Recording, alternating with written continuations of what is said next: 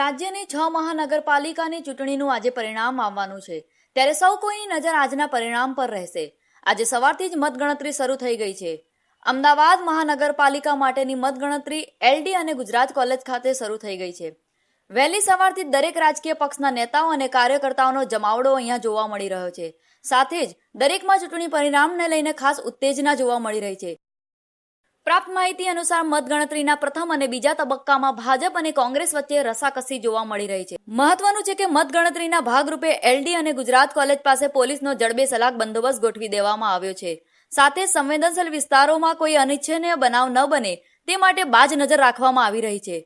દરેક રાજકીય પક્ષ દ્વારા પોતાના વિજય બાદ કેવી રીતે ઉજવણી કરવી તેની પૂર્વ તૈયારીઓ કરી દેવામાં આવી છે. પરંતુ આ ચૂંટણીનો જંગ કોણ જીતશે તે તો પરિણામ જ કહી બતાવશે. ત્યારે જોવું હવે એ રહ્યું કે મનપાની ચૂંટણીમાં કમળ ખીલશે કે પછી કોંગ્રેસને સત્તા મળશે. Bureau report BNN Ahmedabad.